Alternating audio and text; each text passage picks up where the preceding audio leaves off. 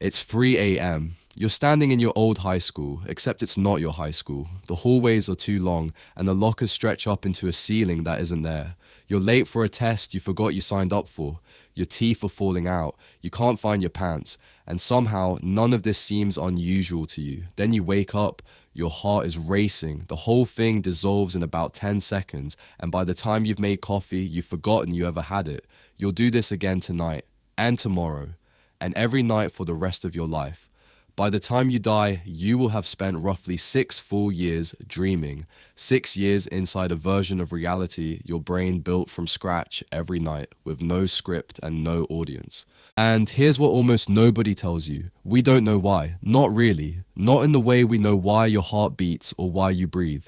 After more than a century of modern neuroscience, after MRI scans and sleep labs and millions of dollars in research, the most honest answer scientists can give you is this. Your brain spends a quarter of its sleep time generating elaborate hallucinations, and we have no idea what they're for. Let's start with what we do know. Around the year 1953, two researchers named Eugene Osorinsky and Nathaniel Kleitman were studying sleep at the University of Chicago. Osorinsky was watching his own son sleep when he noticed something strange. Every so often, the boy's eyes would start darting rapidly under his closed eyelids. Not slow rolling movements, quick, jerky, deliberate ones, as if he were watching something. When they hooked up adult sleepers to electrodes and waited for those same eye movements to appear, then woke them up, the results were unmistakable. The people they woke during these eye movement phases almost always reported the same thing. They had been dreaming, vividly, often in the middle of a complete story. This is what we now call REM sleep, rapid eye movement. It happens 4 to 6 times a night, in cycles, lasting longer each time. Your last REM cycle of the night can stretch up to an hour, and during it, your brain is doing something almost impossible to explain. It's awake, sort of. The visual cortex lights up. The emotional centers, especially the amygdala, fire intensely. Your brain is consuming oxygen and glucose at near waking levels.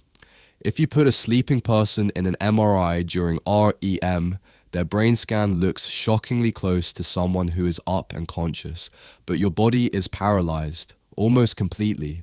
A small structure in your brainstem releases chemicals that switch off your muscles, leaving only your eyes, your heart, and your diaphragm functioning.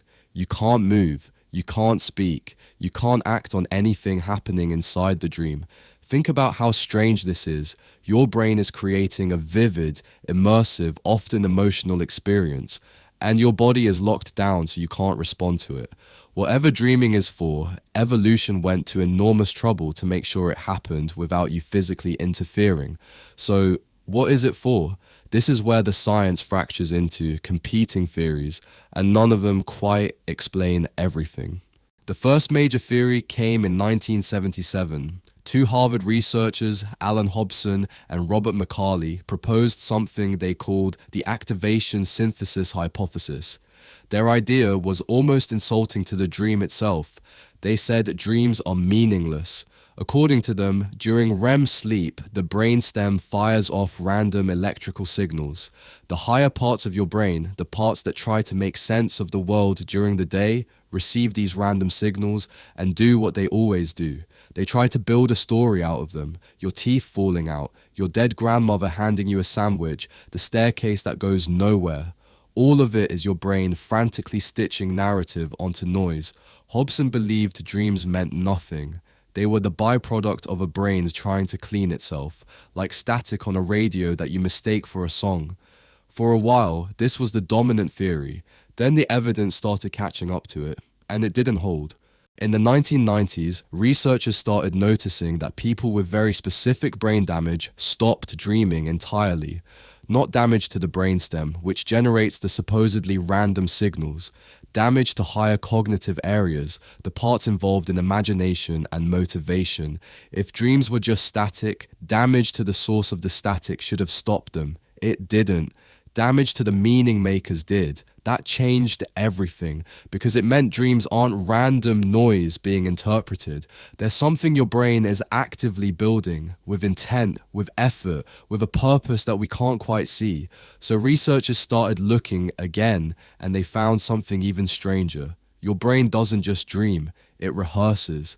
In 2001, a neuroscientist named Matthew Wilson at MIT ran an experiment with rats.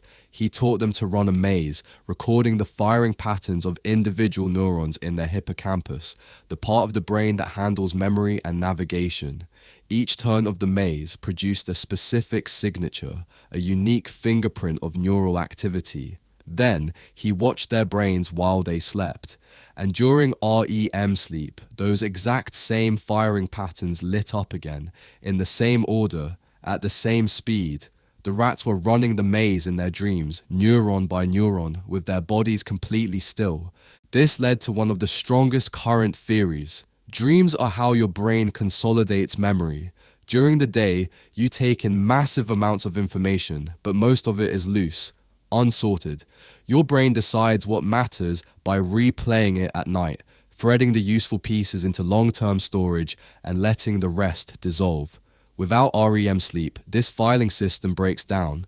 Studies show that people deprived of REM sleep have much worse memory retention, struggle to learn complex skills, and have measurably weaker emotional regulation the next day. But memory consolidation doesn't explain everything either, because if dreams were just filing, they'd look like a slideshow of your day. A meeting, a sandwich, a phone call, a TV show. That's not what we dream about. We dream about being chased, about falling, about showing up naked, about people we haven't thought of in 20 years, about scenarios that have nothing to do with what we did yesterday. So a different theory emerged, and it might be the strangest one of all. In 2000, a Finnish neuroscientist named Antti Revonsuo published something he called the threat simulation theory.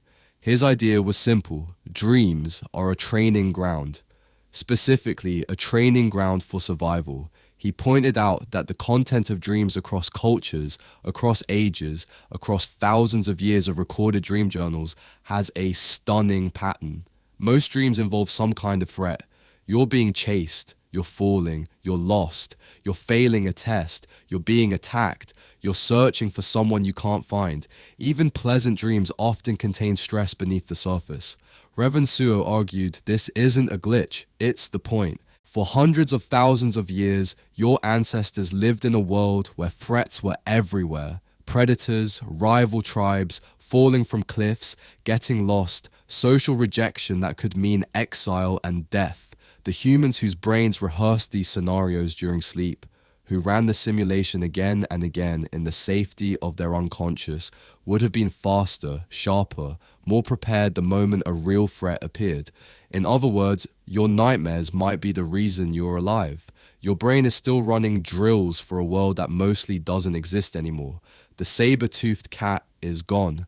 The cliff edge is gone, but the simulator never got the memo. So now it casts your boss as the predator, your high school as the labyrinth, the missing pants as the social exposure.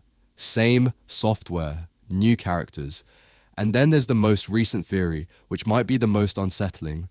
In 2021, a neuroscientist at Tufts named Eric Hull published something called the overfitted brain hypothesis. He came at this from a completely different angle: machine learning. When you train an artificial intelligence on the same data over and over, it gets really good at that specific data and really bad at everything else. It overfits, it becomes brittle. To fix this, engineers introduce noise. Random, weird, distorted versions of the training data. Without that noise, the system collapses. Hall suggested your brain has the same problem. Every day you experience an extremely narrow slice of reality. The same commute, the same faces, the same room. Your brain risks overfitting to this tiny window. Dreams, he argued, are biological noise. Weird, distorted, surreal versions of your experience injected into your sleeping brain to keep it flexible, to keep it from becoming too rigid, to keep it generalizable, the teeth falling out, The endless hallway, the dead grandmother, they're not random. They're not memories. They're not threats. They're cognitive jazz, deliberately strange data points your brain feeds itself to stay capable of imagining things it has never seen. Which means the more boring your life gets, the weirder your brain has to work to compensate. The more routine your days, the more bizarre your nights have to be. Your dreams might be the price of staying mentally alive in a world that stops surprising you. So which theory is right? Memory consolidation, threat simulation, cognitive noise, or activation synthesis? The honest answer, again, is that we don't know. All four might be true. Dreams might be doing several things at once, and we're just looking at different parts of the same animal. But here's what makes this whole topic harder to study than almost any other in neuroscience.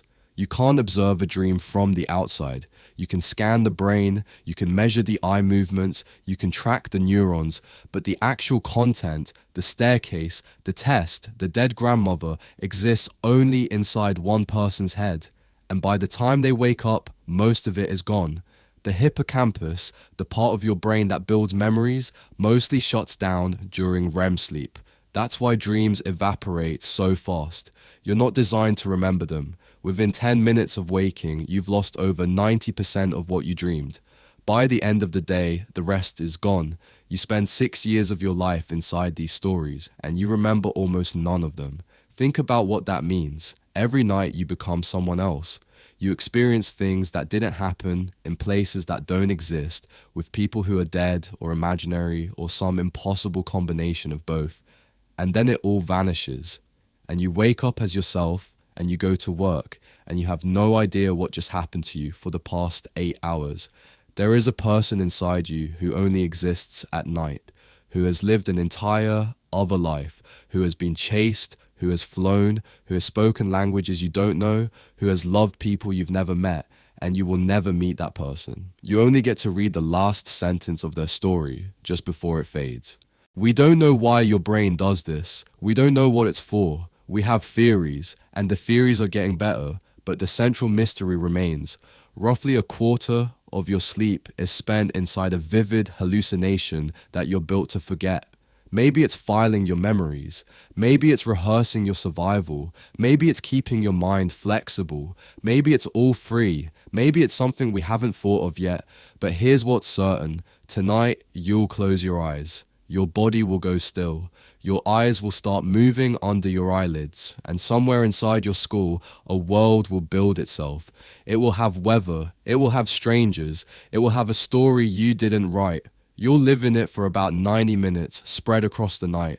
You won't remember any of it, and nobody, not your doctor, not your therapist, not the most advanced neuroscientist alive today, can tell you exactly why it happened. The most mysterious thing your brain does, it does every night. And you've been doing it your whole life without ever knowing what it was.